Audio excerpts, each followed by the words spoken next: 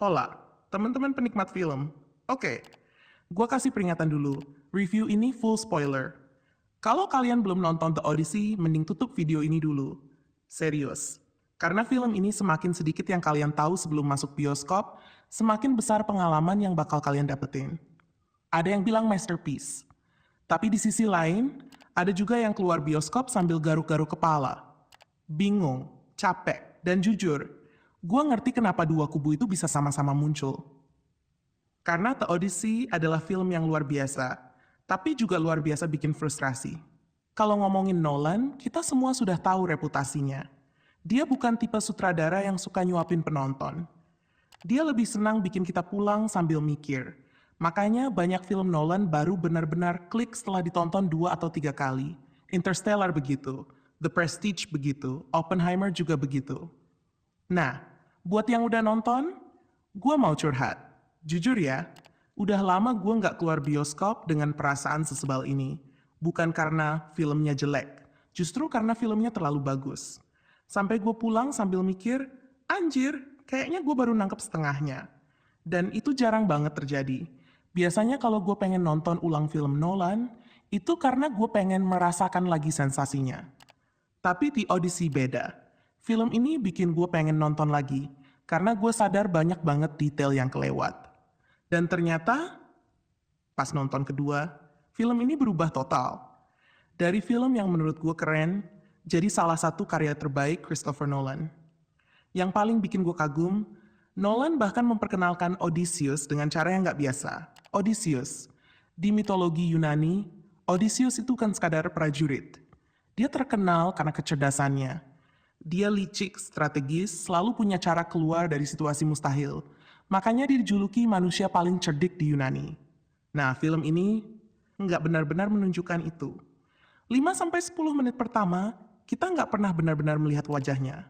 Selalu dari belakang, dari samping, atau cuma siluet.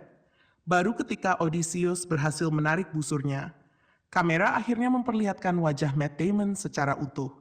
Awalnya gue kira, ya udah, gaya Nolan aja. Tapi ternyata itu bukan sekadar gaya, itu adalah setup. Karena di klimaks film, ketika Penelope berkata, siapapun yang bisa menarik busur Odysseus, momen itu menjadi cara sang pahlawan memperlihatkan identitasnya. Awal dan akhir film disatukan hanya lewat satu tindakan sederhana. Itulah Nolan.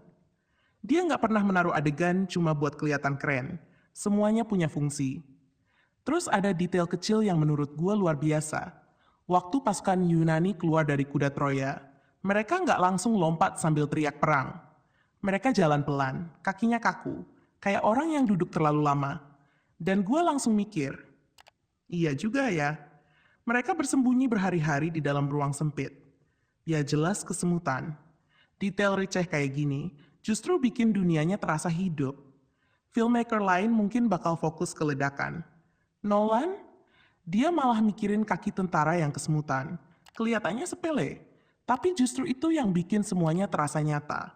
Belum lagi saat penyerangan Troya, ada satu momen yang mungkin banyak orang nggak sadar. Seorang prajurit menusuk musuh, lalu diam-diam membersihkan darah di pedangnya sebelum memasukkan kembali ke sarung. Kenapa? Karena orang waras nggak bakal nyimpen pedang penuh darah. Sekali lagi, nggak ada dialog, nggak ada yang menjelaskan. Tapi dunia filmnya terasa hidup karena detail-detail kecil kayak gitu. Ada masalah pacing. Ini yang paling kerasa, serius deh. Film ini rasanya kayak Nolan awalnya bikin 8 jam materi. Terus studio bilang, mas, maksimal 3 jam ya. Akhirnya, gunting, potong, potong lagi, potong terus, sampai yang tersisa cuma highlight. Terus soal action, ini juga bikin gue heran. Film ini rating dewasa, tapi kekerasannya malah terasa jinak. Orang dipenggal, kamera langsung motong, pedang nusuk, darah hampir nggak ada. Padahal kita lagi ngomongin perang Yunani, perang brutal, perang yang harusnya bikin kita ngerti kenapa Odysseus pulang dengan trauma. Kalau peperangannya aja terasa steril. Gimana kita mau benar-benar merasakan beban yang dia bawa? Terus ada keputusan lain yang menurut gue cukup aneh. Dialognya. Kadang, bahasa yang dipakai terasa terlalu modern. Ada beberapa kalimat yang bikin gue malah keinget film Hollywood masa sekarang. Bukan kisah mitologi ribuan tahun lalu. Buat sebagian orang mungkin nggak masalah, tapi buat gua itu sedikit merusak atmosfer. Gua rasa film ini juga agak kurang ramah. Banyak karakter penting muncul, lalu hilang. Athena, Calypso, Circe. Masing-masing sebenarnya punya makna besar, tapi film mengasumsikan penonton sudah tahu siapa mereka. Kalau nggak tahu, ya selamat menebak-nebak. Kadang mereka muncul, ngasih dialog misterius, terus menghilang lagi. Dan film nggak pernah benar-benar berhenti buat menjelaskan kenapa kita harus peduli. Padahal kalau diperhatikan, film ini sebenarnya punya tema yang menarik, tentang generasi yang diwarisi dunia rusak, tentang perang yang meninggalkan anak-anak tanpa ayah, tentang maskulinitas, tentang trauma, tentang rasa bersalah. Semuanya ada. Masalahnya, nggak pernah benar-benar digali. Tema-tema itu cuma muncul di permukaan, kayak Nolan sengaja menyembunyikannya. Kalau kalian cukup rajin menggali, baru kelihatan. Nah, masalahnya film bukan ujian nasional. Penonton nggak seharusnya disuruh menggali semuanya sendiri. Bukan berarti film ini jelek. Sama sekali nggak. Ada banyak adegan yang luar biasa. Scene Cyclops tetap menegangkan. Adegan Circe mungkin jadi salah satu visual terbaik Nolan. Skala dunianya megah. Musiknya Hans Zimmer, ya kalian sudah tahu sendiri, bikin bulu kuduk berdiri. Matt Damon juga tampil solid. Secara produksi, nggak ada yang bisa dipermasalahkan. Terus kita ngomongin adegan Siren. Buat gua, ini salah satu keputusan penyutradaraan paling cerdas di film. Semua kru kapal disuruh menyumbat telinga mereka dengan lilin. Sedangkan Odysseus memilih mendengarnya. Dia diikat, karena dia tahu, kalau enggak dia bakal bunuh diri. Nah, yang bikin adegan ini genius. Justru kita nggak pernah mendengar lagu Siren. Kita cuma lihat Odysseus menjerit, meronta, menangis. Kayak orang yang seluruh jiwanya sedang dihancurkan. Dan menurut gua, itu jauh lebih mengerikan. Karena kalau Nolan benar-benar memperdengarkan lagu Siren, otomatis dia harus menentukan seperti apa suara yang paling indah di dunia. Padahal, setiap manusia punya godaan yang berbeda, punya luka yang berbeda, punya keinginan yang berbeda. Maka, membiarkan imajinasi penonton bekerja adalah pilihan paling tepat. Kadang, hal yang nggak diperlihatkan justru jauh lebih kuat daripada yang diperlihatkan. Lalu sampailah kita ke adegan yang menurut gua benar-benar jadi jantung film ini. Pertemuan Odysseus dengan Circe. Dan ini bukan soal sihir, bukan soal manusia berubah jadi burung, tapi soal makna di baliknya. Circe bilang, aku tidak mengubah mereka menjadi burung. Aku hanya memperlihatkan siapa mereka sebenarnya. Buset, kalimat itu langsung nusuk. Karena sejak perang Troya, mereka udah nggak lagi jadi manusia. Mereka hidup cuma untuk membunuh, merampas, menaklukkan. Topeng manusianya masih ada, tapi isi kepalanya udah berubah jadi binatang. Dan buat gue, inilah inti dari film ini. Odysseus bukan sedang pulang ke rumah, dia sedang mencari jalan pulang menjadi manusia lagi. Makanya perjalanan di film ini bukan sekadar perjalanan laut, ini perjalanan batin. Di awal, Odysseus bangga, merasa dirinya pahlawan, merasa semua yang dia lakukan demi kemenangan. Tapi semakin jauh perjalanan berlangsung, semakin banyak dosa yang menghantuinya. Tentara-tentara yang mati karena keputusannya, korban-korban perang, orang-orang yang mempercayainya, lalu kehilangan nyawa, semuanya kembali menghantui. Dan akhirnya, Odysseus sadar musuh terbesar yang dia lawan bukan Poseidon, bukan Cyclops, bukan Siren, tapi dirinya sendiri. Makanya ending film ini menurut gue indah banget. Dia akhirnya memilih berhenti hidup sebagai legenda perang, berhenti mengejar kejayaan. Dia menyerahkan masa depan kepada generasi berikutnya, seolah berkata, kami sudah terlalu banyak merusak dunia. Sekarang giliran kalian memperbaikinya. Dan buat gue, itu bukan cuma pesan buat karakter di film, itu pesan Nolan buat kita semua. Yang bikin gue makin kagum, semua simbol di film ini saling terhubung. Pedang yang di awal cuma alat bertahan hidup, di akhir berubah jadi simbol identitas. Busur yang awalnya cuma senjata, di akhir menjadi bukti siapa dirinya.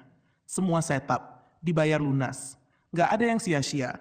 Bahkan Cyclops, yang awalnya kita anggap monster, kalau dipikir-pikir lagi, dia cuma makhluk yang lagi hidup tenang, bikin keju, jaga rumah. Lalu tiba-tiba segerombolan orang asing datang, masuk rumah, nusuk matanya. Kalau dipikir dari sudut pandang Cyclops, siapa sebenarnya monster di sini? Dan pertanyaan kayak gitu terus bermunculan sepanjang film. Siapa pahlawan? Siapa penjahat? Apakah kemenangan perang benar-benar layak dirayakan? Kalau yang tersisa cuma trauma? Itulah kenapa gua merasa The Odyssey bukan film yang selesai setelah credit roll. Film ini baru mulai ketika kita pulang. Ketika semua adegannya mulai nyambung satu persatu di kepala. Ketika kita sadar, oh ternyata maksud Nolan itu ini. Dan menurut gua, film yang bisa bikin penonton terus mikir bahkan setelah keluar bioskop adalah film yang berhasil. Buat gua pribadi, ini bukan cuma salah satu film terbaik Christopher Nolan, tapi juga salah satu adaptasi mitologi paling matang yang pernah gua lihat. Bukan karena aksinya, bukan karena visualnya, bukan karena cast-nya, tapi karena dia berhasil mengubah kisah ribuan tahun menjadi sesuatu yang terasa sangat relevan hari ini. Tentang perang, tentang penyesalan, tentang ego manusia, dan tentang betapa sulitnya kembali menjadi manusia setelah terlalu lama hidup sebagai monster. Nilai pribadi gue, 10 dari 10. Bahkan setelah nonton 2 kali, gue masih merasa ada detail yang belum gue tangkap. Dan menurut gue, itu justru tanda film yang luar biasa. Karena film hebat, nggak habis ditonton sekali. Dia terus hidup, setiap kali kita memikirkannya lagi. Kalau kalian sudah nonton The Odyssey, menurut kalian gimana? Apakah ini benar-benar masterpiece seperti kata banyak orang? Atau justru salah satu film Nolan yang paling overrated? Tulis pendapat kalian di kolom komentar. Kita debat santai di bawah. Kalau kalian suka review yang jujur, pedas, dan tanpa basa-basi, jangan lupa like, subscribe, dan aktifkan loncengnya. Gua pamit dulu. Bye-bye.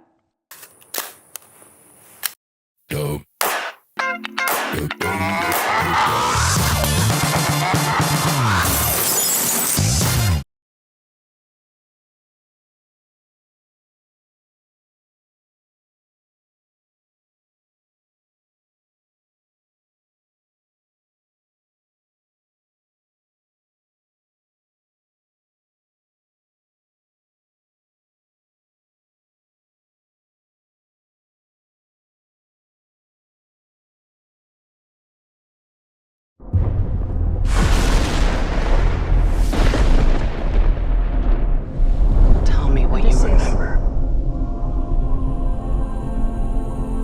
A wife? Don't you remember? A son. After years of war. And then what? We won the war.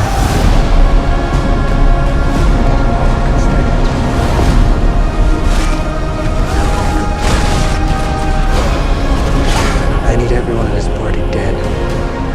This is a house. I can still save them. You're a man who needs to control his fate. But you cannot control this. That world is gone.